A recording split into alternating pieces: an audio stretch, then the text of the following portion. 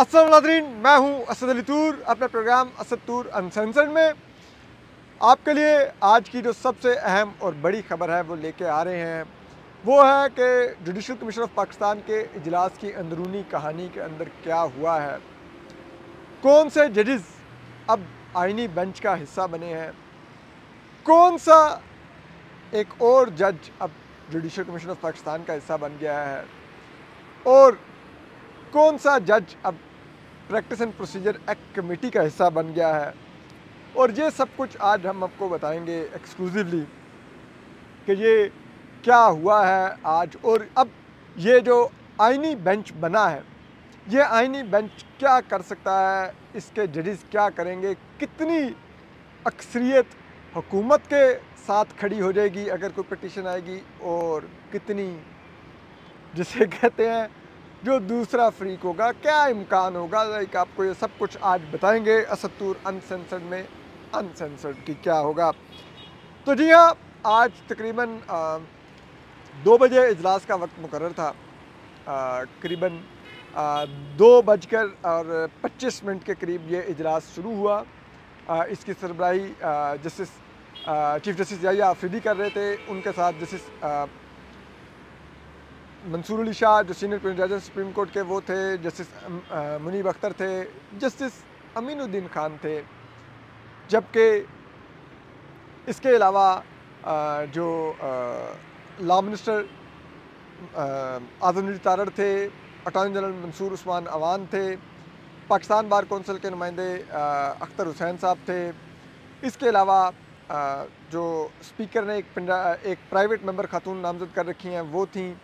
जबकि पीटीआई की तरफ से सेनेटर शिबली फराज और उमर अयूब साहब थे, जबकि हुकूमत की तरफ से इस इजलास में शेख आफ्ताब साहब और फारूक एच नाइक साहब थे। इस इजलास में देखा जाए तो पीपल्स पार्टी जो कि हुकूमत की साइड से थी और पाकिस्तान बार कौंसिल के पास 2-2 वोट थे। आप कहेंगे कैसे 2-2 वोट? तो 2 वोट अगर सेनेटर फारूक नाइक को अगर पीपल्स पार्टी मान लिया जाए तो अख्तर हुसैन साहब पाकिस्तान बार कौंसिल में उनके नामजद करदा हैं, तो फिर वो पीपल्स पार्टी के भी नुमाइंदे हो गए। और अगर सेनेटर फारूक नाइक को पाकिस्तान बार कौंसिल मान लिया जाए तो उस सूरत में भी अख्तर हुसैन के साथ 2 वोट हो गए।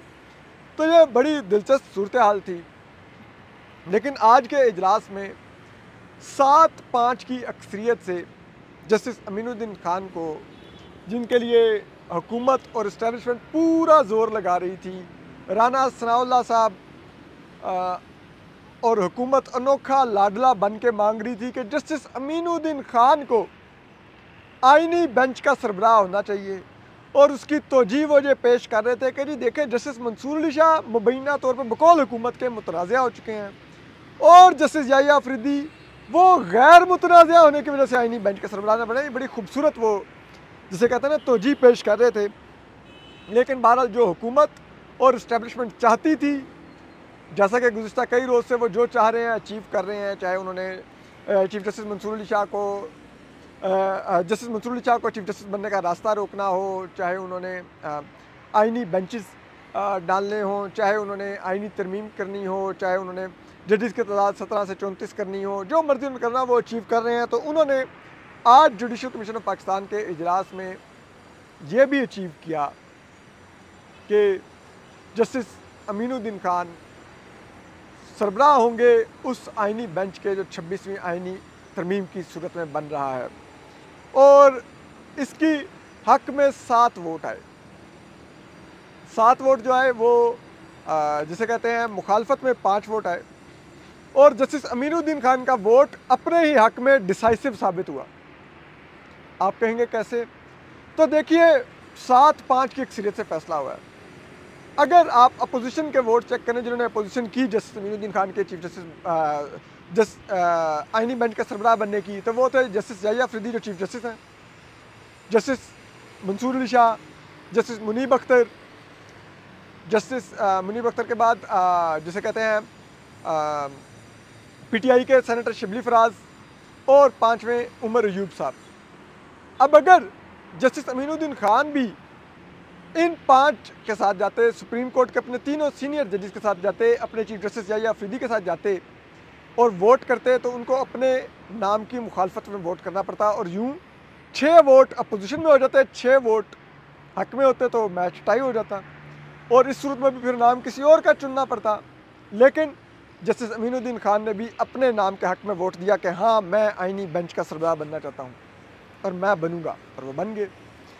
और अब इस बेंच में उनके अलावा जस्टिस जमाल खान मंदोखेल हैं, दूसरे जज इस आईनी बेंच में, ठीक है। फिर आप देख लीजिए, इसके अलावा जस्टिस नईम अख्तर अफगान है इस बेंच में, ठीक है। 2 जजेस बलूचिस्तान से हैं और जस्टिस अमीनुद्दीन खान पंजाब से हैं। फिर इसके अलावा इस बेंच में जस्टिस आयशा मलिक हैं पंजाब से। फिर इसी तरह जस्टिस मुसरत अली केपी से हैं, ठीक है। और जस्टिस मोहम्मद अली मज़र सिंध से हैं और जस्टिस हसन नज़र रिजवी भी सिंध से हैं, ठीक है। अब अगर आपको हम अब इस बेंच की बताएं ज़रा कंपोजिशन और बताएं कि कहाँ कहाँ पे कौन क्या कर सकता है, तो देखिए, अब आप कहेंगे कि जी क्या ये बेंच 26वीं आईनी तरमीम को कालेदम या उसकी कुछ शिकों को स्ट्राइक डाउन कर सकता है। तो देखिए, इस बेंच के जो 3 जजेस हैं, जस्टिस अमीनुद्दीन खान, जस्टिस नईम अख्तर अफगान और जस्टिस जमाल खान मंदोखेल, इन तीनों ने साबिक चीफ जस्टिस कादी फाइसा के साथ मिलके वो 63A का फ़ैसला रिवर्स करके एक मुतनाज़ा वक्त में रिवर्स करके हुकूमत को हार्स ट्रेडिंग और फ्लोर क्रॉसिंग का लाइसेंस दिया था ताकि वो 26वीं आईनी तरमीम पास करवा सके, ठीक है। अब आप बताइए कि जिस 26वीं आईनी तरमीम के पास करवाने में इन 3 जजेस ने हिस्सा डाला हो, क्या ये उस 26वीं आईनी तरमीम के अगेंस्ट जाएंगे? ज़रा बताइए, आपको लगता है? फिर आप ज़रा इस बेंच को एक और एंगल से भी देखिए। इस बेंच में 5 जजेस सवाए जस्टिस मुसरत अली के और justice if I am not wrong Ayesha Malik के, यस, इन 2 जजेस के अलावा जो फ़ौजी अदालतों का इस वक्त मुकदमा पेंडिंग है जहाँ पे पीटीआई के सिविलियन कारकुनों का ट्रायल हो रहा है, उसमें जस्टिस अमीनुद्दीन खान भी हैं, जस्टिस मोहम्मद अली मज़र भी हैं, जस्टिस जमाल खान मंदोखेल भी हैं और जस्टिस हसन नज़र रिजवी भी हैं if I am not wrong. तो वहाँ पर जितना ये इस्टेब्लिशमेंट के उस मफाद को चैलेंज कर रहे हैं, वो आप देख ही सकते हैं कि अभी तक पीटीआई के कारकुन वहीं पे गल सड़ रहे हैं और 20 को तो सज़ाएँ भी फ़ौज ने दे दी हैं और इन्होंने ही इजाज़त दी कि आप मशरूत तौर पे सज़ाएँ सुना दें जिनकी 1 साल से कम है। तो अब इनसे आप कह रहे हैं कि ये हुकूमत की और वो आईनी तरमीम जो इस्टेब्लिशमेंट के बैकिंग से लाई गई है। फिर आप ये भी देखें कि अब मज़ीद ज़रा 1 बाय 1 कर लेते हैं। जस्टिस अमीनुद्दीन खान, हुकूमत खुद डे 1 से मांग रही थी कि हमें सादिक बेशक मत कहो लेकिन अमीन दे दो, ठीक है। तो जस्टिस अमीनुद्दीन खान बन गए बेंच के सरबराह। जस्टिस जमाल खान मंदोखेल, ठीक है, आपने अब बलूचिस्तान के जजेस की इंडिपेंडेंस तो देख ही ली है, ठीक है। चीफ जस्टिस कादी फाइसा ने जो इंडिपेंडेंस का एक मेयार मुकर्रर किया है बलूचिस्तान के जजेस के लिहाज से, अब हम उसी मैज़ान पर फिर तोलेंगे।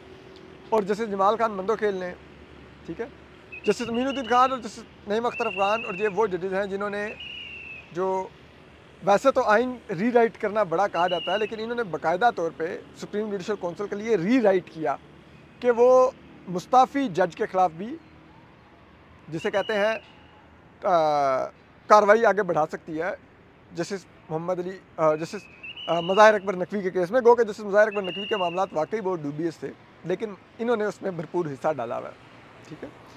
और फिर इसी तरह जस्टिस जमाल खान मंदोखेल, जस्टिस नईम अख्तर अफगान वो जज हैं जिन्होंने कहा कि आप सुप्रीम कोर्ट के फ़ैसले पर अमल ना करें, जस्टिस अमीनुद्दीन खान वो जज हैं जिन्होंने कहा कि सुप्रीम कोर्ट के फैसले पर 12 जुलाई वाले पर मखसूस नशिस्तों वाले पर अमल मत करें। ये आईनी नहीं है तो कोई आईनी बॉडी इस फैसले को ना माने। इतना तबाह कुन इन्होंने वो इख्तलाफी नोट लिखा था जो खुद सुप्रीम कोर्ट की रिट ख़त्म करने में जिन्होंने हिस्सा डाला हो। आज तक 12 जुलाई के फैसले पर अमल नहीं, उसका 4 माह से ऊपर हो गए हैं और उसी फैसले पर अमल दरामद ना करते हुए हुकूमत ने ये आईनी तरमीम 26वीं पास करवाई और उसी फैसले की कोलैटरल डैमेज में उन्होंने जस्टिस मंसूर अली शाह को चीफ जस्टिस बनने से रोका। तो ये justice Aminuddin Khan, justice Jamal Khan Mandokhel, justice Naeem Akhtar Afghan, seriously. फिर आप ये भी देखिए कि अब आ जाते हैं जस्टिस मुसर्रत हिलाली पर। वो भी 13 जनवरी के फैसले में उन्होंने पीटीआई से बल्ला छीनने में हिस्सा डाला और आखिर में चीफ जस्टिस काजी फैसल वो बल्ला लेके अपने साथ घर गए हैं। ठीक है, तो उन्होंने जो डिसमिसल की उसमें भी जस्टिस मुसर्रत हिलाली उनके साथ थी। ठीक है, तो आप सोच सकते हैं। ठीक है, तो फिर आप आ जाइए जस्टिस आयशा मलिक। अब जस्टिस आयशा मलिक को कह लें कि वो इस बेंच में फॉर्मेलिटी के तौर पे एक नज़र वट्टू डाल दी गई हैं। ठीक है, ऑफ कोर्स वो यहाँ पर हुकूमत और इस्टेब्लिशमेंट का साथ तो नहीं देंगी, लेकिन क्या 1 जज 1 वोट, नथिंग, एक डिसेंटिंग नोट। फिर इसी तरह जस्टिस मोहम्मद अली मज़हर पर आ जाइए। जस्टिस मोहम्मद अली मज़हर आगे जो रेस आएगी चीफ जस्टिस के लिए, जब 3 जजेस के नाम जाएंगे 2027-28 में, तो उसमें जस्टिस मोहम्मद अली मज़हर भी उन 3 सीनियर सुप्रीम कोर्ट के जजेस में होंगे। तो उनको भी भरपूर एहसास होगा कि अगर इस मौके पर मैंने 26वीं आईनी तरमीम और के ख़िलाफ़ फ़ैसला दे दिया तो हो सकता है कल को आने वाली फहरिस्त में अगर तो मैं मेजॉरिटी में आ गया और हमने 26वीं आईनी तरमीम स्ट्राइक डाउन कर दी तो मैं तो चीफ जस्टिस की लिस्ट में ही नहीं आ सकूँगा कि चीफ जस्टिस बनने के इम्कानात हों। और अगर ना भी 26वीं आईनी तरमीम स्ट्राइक डाउन हुई लेकिन मैं माइनॉरिटी में भी रहते हुए 26वीं आईनी तरमीम के ख़िलाफ़ गया तो कल अगर मेरा नाम उस फहरिस्त में आ भी गया तो हुकूमत मुझे चीफ जस्टिस नहीं बनाएगी। हुकूमत क्या इस्टेब्लिशमेंट नहीं गया, अब क्या हुकूमत कहना। ठीक है, जस्टिस हसन अज़हर रिजवी, ठीक है, अब आप देखें कि वो क्या कर सकते हैं। उनके समधी जस्टिस मोहम्मद अली मज़हर के चीफ जस्टिस बनने के इम्कानात हैं, वो क्या। तो अगर आप ये सारी तकसीम देखें तो इस लिहाज से बज़ाहिर ये 6-1 है, लेकिन 3 वोट्स सरप्राइज़ भी कर सकते हैं। वो जस्टिस मोहम्मद अली मज़हर, जस्टिस हसन अज़हर रिज़वी और जस्टिस मुसर्रत हिलाली हो सकते हैं, लेकिन इनके सरप्राइज़ करने के इम्कानात भी बहुत कम है, बहुत कम है। ये कोई मौजज़ा ही होगा कि अगर ये 3 जजेस आपको सरप्राइज़ कर दें। ठीक है, और इसके बाद अगर आप आ जाइए ये जो तमाम इस तकसीम को अगर आप देखें, ठीक है, इसके बाद अब देखिए जैसे जमाल खान मंदोखेल को 63A का फ़ैसला रिवर्स करने की वजह से, ठीक है, ताकि हुकूमत ये हॉर्स ट्रेडिंग फ्लोर क्रॉसिंग करके वो हिस्सा डाल सके 26वीं आईनी तरमीम पास करने में। और फिर इसी तरह 12 जुलाई के फ़ैसले के भी इन साथ इन्होंने इत्तफाक नहीं किया था। ये अक्सरियती जजेस में नहीं, ये अक़लियती जजेस में है। ठीक है, तो इस सब की वजह से हुकूमत को यकीनन इन पर प्यार आ रहा होगा और इसी वजह से उन्होंने इनको अब आईनी बेंच का हिस्सा बनाया है। और इसी वजह से ना सिर्फ ये आईनी बेंच का हिस्सा बन गए हैं बल्कि जस्टिस जमाल खान मंदोखेल अब जुडिशल कमीशन ऑफ पाकिस्तान के भी रुकन बन गए हैं। भला कैसे? क्योंकि जुडिशल कमीशन ऑफ पाकिस्तान का जो 13वां रुकन है वो आईनी बेंच का मोस्ट सीनियर जज होना था, तो वो बन गए हैं। जस्टिस अमीनुद्दीन खान अब बतौर चौथे सीनियर जज की वजह से जुडिशल कमीशन ऑफ पाकिस्तान का मेंबर रहेंगे और जो आईनी बेंच का सरबराह क्योंकि वो बन चुके हैं तो अब फिर अगर वो उसके वाला रोल नहीं अपना सकते तो फिर सीनियर मोस्ट जज ने आना था आइनी बेंच के, तो वो अब जस्टिस जमाल खान मंदोकेल आ गए हैं, तो उनको आइनी बेंच भी मिल गया जस्टिस जमाल खान मंदोकेल को, उनको जुडिशल कमीशन ऑफ पाकिस्तान की रुकनीत भी मिल गई, और हुकूमत के वोट यूँ 7 की बजाय अब 8 हो गए हैं जुडिशल कमीशन ऑफ पाकिस्तान में। यानी कि अब सारी बात है ना, जैसे जमाल खान मंदोकेल अगर कल को बेंच की तश्कील न होनी होगी तो अपने नाम के अगेंस्ट वोट तो नहीं करेंगे, तो आइनी बेंच में भी वो फिर ठीक है। और जस्टिस अमीनुद्दीन खान अब आइनी बेंच का सरबराह बनने की वजह से अब वो जिसे कहते हैं ना उसका भी रुकन बन गए हैं प्रैक्टिस एंड प्रोसीजर कमेटी का, ठीक है। जस्टिस मुनीब अख्तर उस कमेटी से अब निकाल दिए गए हैं, जस्टिस अमीनुद्दीन खान को वापस डाला गया है, ठीक है। और जब इस्टेब्लिशमेंट और की मंशा से इस हुकूमत ने वज़ीर-ए-आज़म शहबाज शरीफ ने एडवाइस करके सदर आसिफ ज़रदारी से ऑर्डिनेंस जारी करवा के प्रैक्टिस एंड प्रोसीजर एक्ट की कमेटी तुड़वाई थी उस वक्त के चीफ जस्टिस कादी फायजीसा से, तो तब भी मुनीब अख्तर साहब को निकाल के अमीनुद्दीन खान साहब को ही डाला गया था।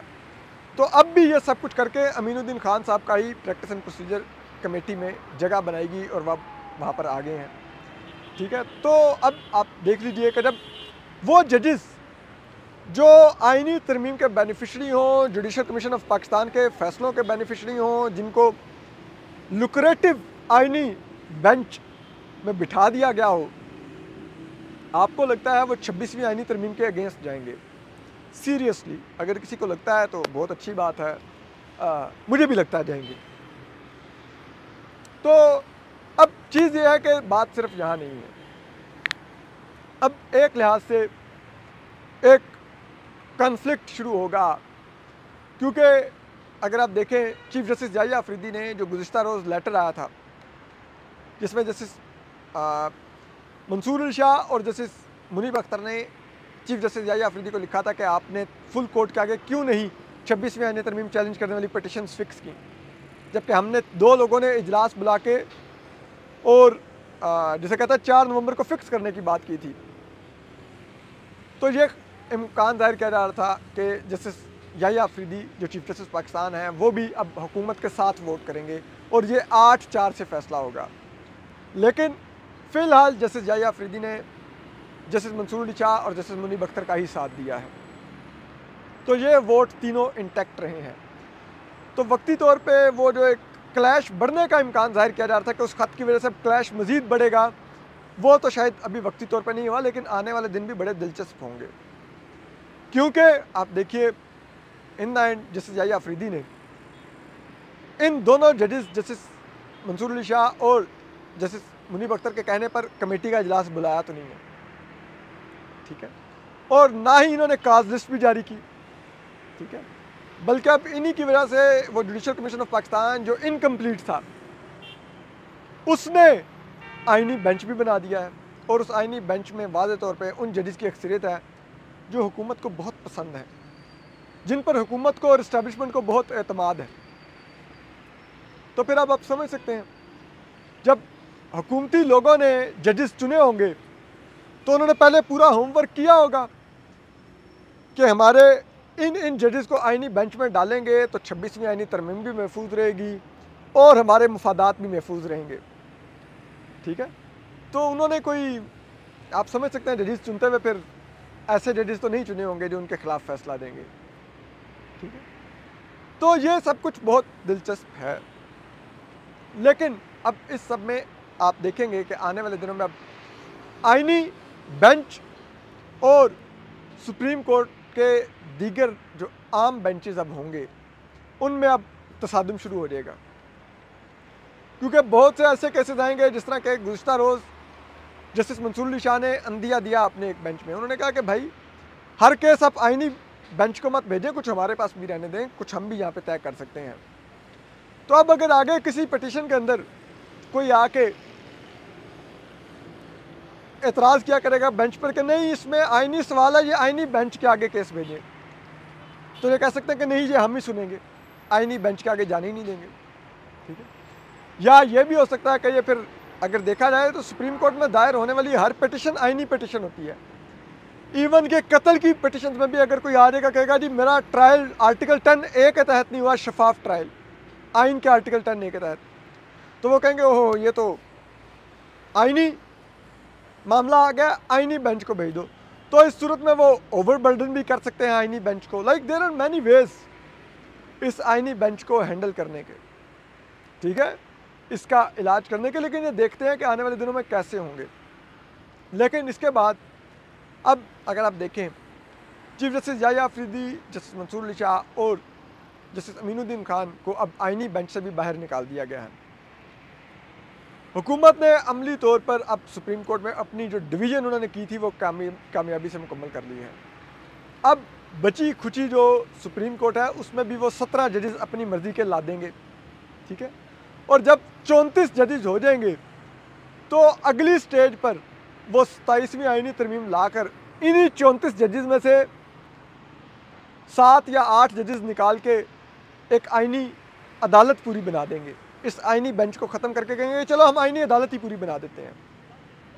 और इस सब में अभी भी अगर आप देखें, जो ये तमाम मामला तय पाया है, जो हुआ है, ठीक है, उसमें चीज़ें आपको बहुत ज़्यादा इंडिकेशंस मिल रही हैं, ठीक है, कि किस तरह से जजेस का इंतखाब किया गया है, टारगेट्स क्या हैं और उन टारगेट्स को अचीव कैसे किया जाना है।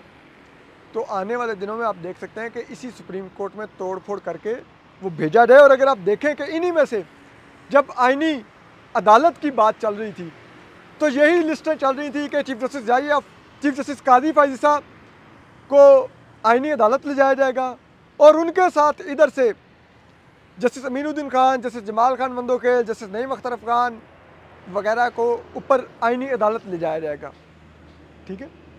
तो अब आइनी अदालत तो ना बनी, लेकिन इन्हीं जजेस को अब आइनी बेंच में डाल दिया गया है। और अगर कल को आइनी अदालत बना दी जाती है, इधर 34 बना के इन्हीं के अंदर से फिर कुछ निकाल के ऊपर ले जाएंगे, तो फिर यही जजेस उठ के ऊपर भी चले जाएंगे। तो कंपोजिशन बहुत दिलचस्प है, मामला बहुत दिलचस्प है। हम आपको अपडेट करते रहेंगे। अपना ख्याल रखिए। अल्लाह हाफिज़।